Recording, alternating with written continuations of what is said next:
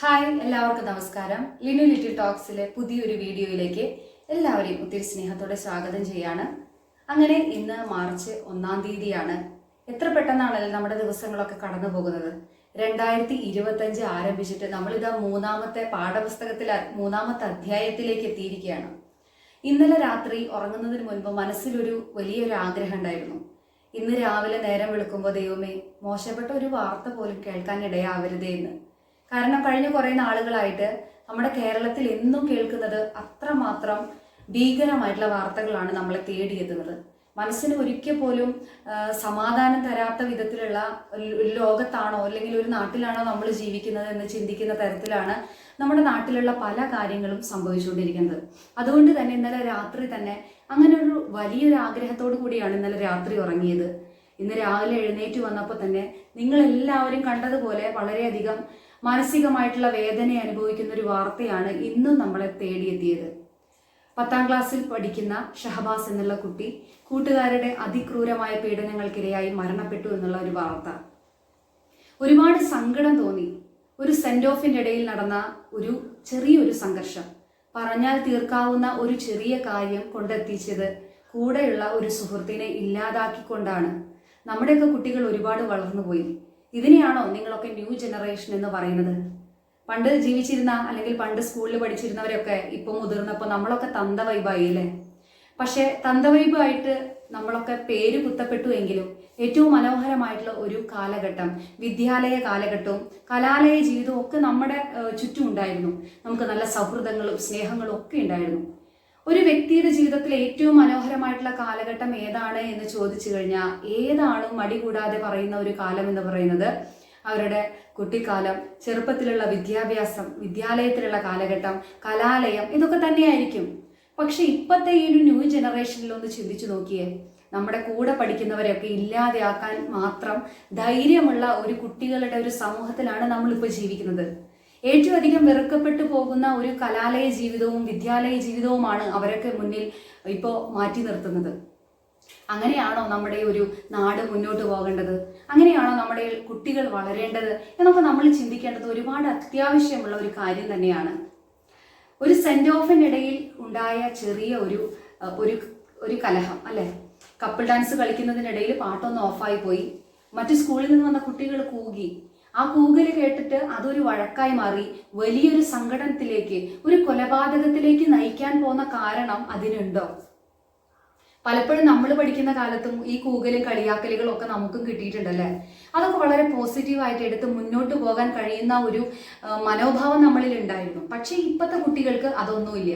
പക്ഷെ ഈ ന്യൂ ജനറേഷൻകാരിൽ പലരും ഇന്നത്തെ കാലഘട്ടത്തിൽ നമ്മുടെ യൂട്യൂബിലായാലും വീഡിയോയുടെ ഒക്കെ താഴെ വളരെ മോശം കമന്റുകൾ ഇടാനായിട്ട് ഒരു മടിയില്ലാത്ത ഒരു കാലഘട്ടമാണിത്.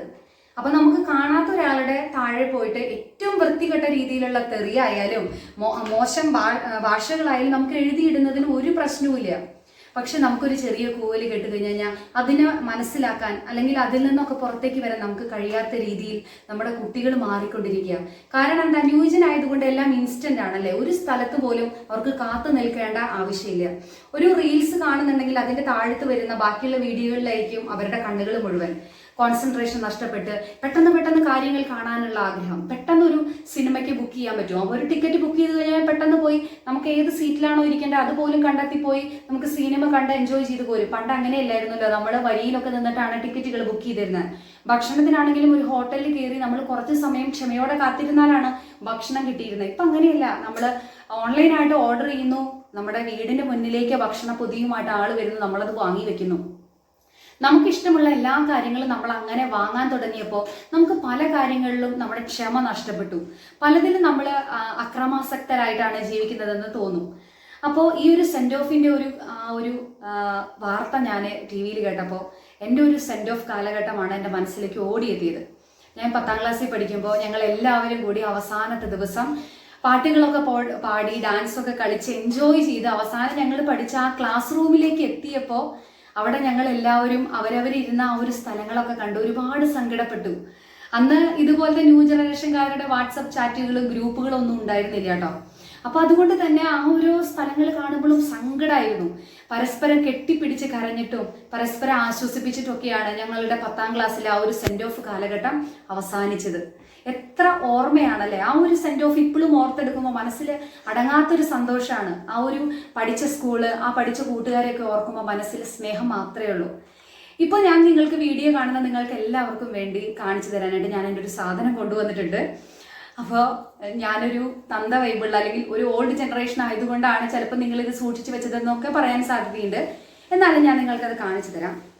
ഇതാണ് 2008 ഞാൻ SLC പഠിക്കുമ്പോൾ എനിക്ക് അന്ന് വാട്സപ്പ് ഗ്രൂപ്പുകളും ചാറ്റുകളും ഒന്നും ഇല്ലല്ലോ.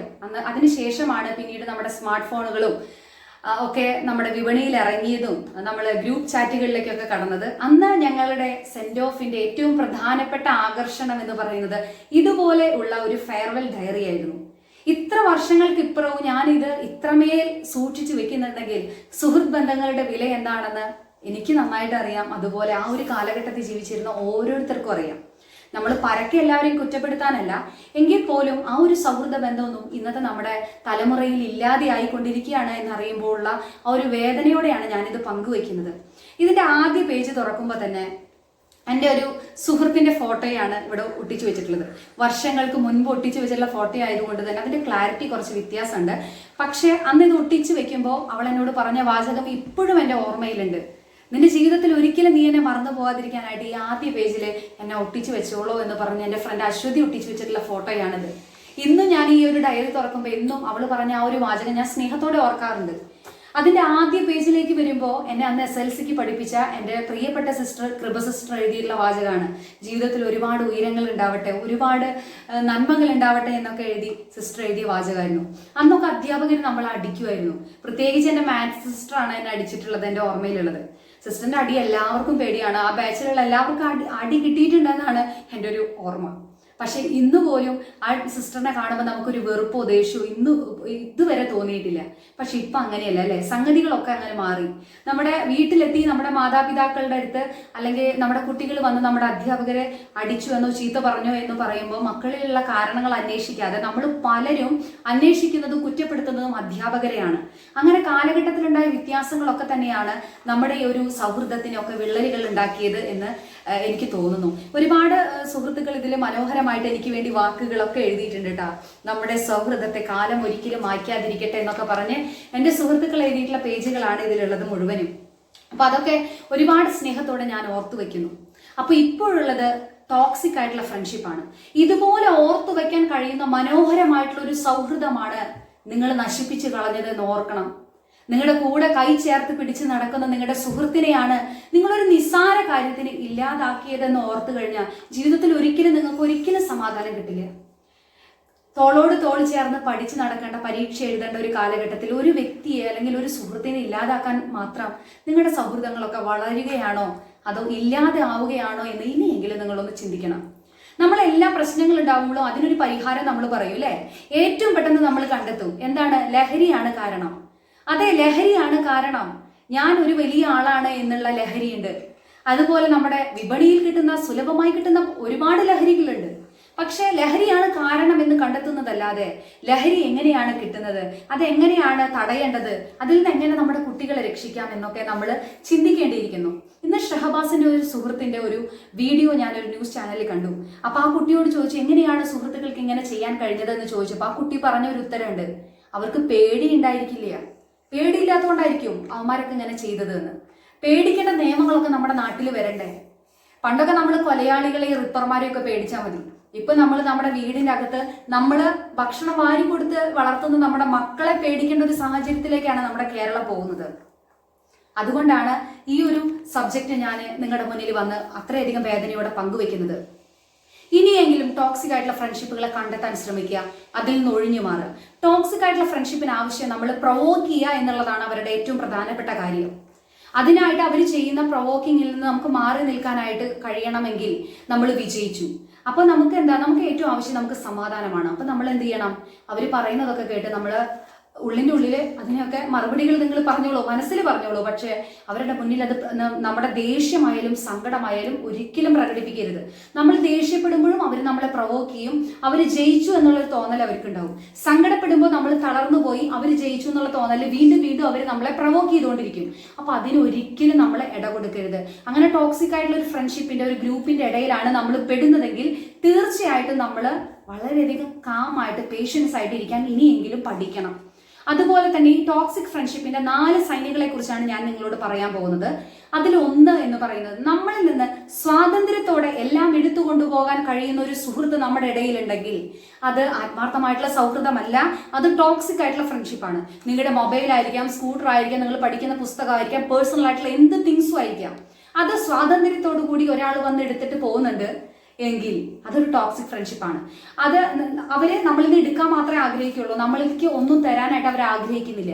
അവരെയൊക്കെ കണ്ടു കഴിഞ്ഞു കഴിഞ്ഞാൽ നമുക്ക് ഒരു വ്യക്തിയെ കണ്ട ഉടനെ എൻ്റെ ബെസ്റ്റ് ഫ്രണ്ട് ആണ് എന്ന് പറഞ്ഞ് ചേർത്ത് പിടിക്കുന്നതിന് പകരം ഒരാൾ വാടാ എൻ്റെ ഒരു കൂട്ടുകാരൻ ഒരു പ്രശ്നമുണ്ട് ചോദിക്കാൻ വായോ എന്ന് പറയുമ്പോൾ ഇറങ്ങി ഓടുന്നതിന് പകരം നമ്മൾ അവരെയൊക്കെ മനസ്സിലാക്കണം. വ്യക്തിപരമായിട്ട് നമ്മൾ ഓരോരുത്തരെയും മനസ്സിലാക്കിയതിന് ശേഷം മാത്രമേ നമ്മുടെ ഉള്ളിലേക്ക് അവർക്കൊരു സ്ഥാനങ്ങൾ കൊടുക്കാൻ പാടുള്ളൂ. അതിനൊരു ബോർഡർ ഇടണം.